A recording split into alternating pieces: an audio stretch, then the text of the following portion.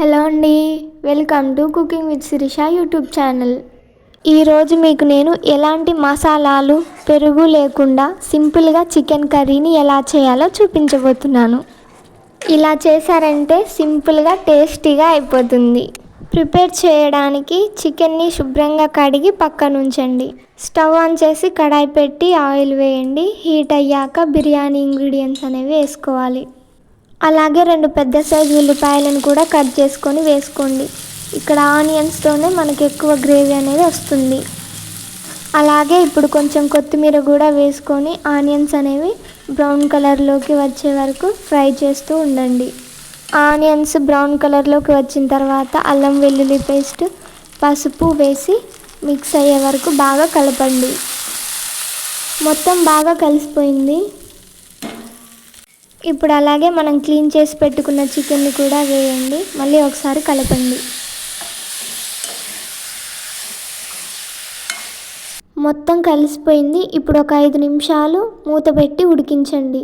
ఒక 5 నిమిషాల తర్వాత మూత తీసి ముక్కలు బాగా ఉడకడం కోసం 1 గ్లాస్ వాటర్ని వేయండి. అలాగే రుచికి సరిపడినంత సాల్ట్ కూడా వేసి ఒకసారి కలపండి. ఇప్పుడు ఒక 10 నిమిషాలు మూత పెట్టి ఉడికించండి. 10 నిమిషాల తర్వాత కొంచెం కారం కూడా వేసి మొత్తం మిక్స్ అయ్యేలాగా కలపండి.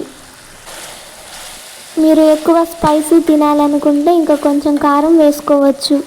మీరు కావాలంటే ఉప్పు వేసినప్పుడే కారం కూడా వేసి బాగా ఉడికించవచ్చు.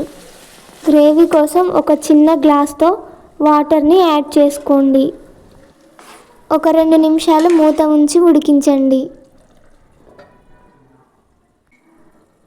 2 నిమిషాల తర్వాత మసాలా పౌడర్ అలాగే కొంచెం గరం మసాలా కూడా వేసుకొని చివరిగా ఒకసారి కలపండి.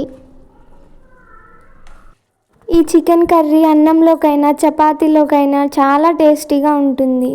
లాస్ట్లో కొంచెం కొత్తిమీర కూడా వేసుకొని స్టవ్ ఆఫ్ చేసుకుంటే చికెన్ కర్రీ రెడీ అయిపోతుంది. ఈ చికెన్ కర్రీ సింపుల్గా టేస్టీగా అయిపోతుంది. ఒక్కసారి ట్రై చేసి చూడండి. అలాగే ఈ వీడియో ఎలా అనిపించిందో కమెంట్ చేయండి.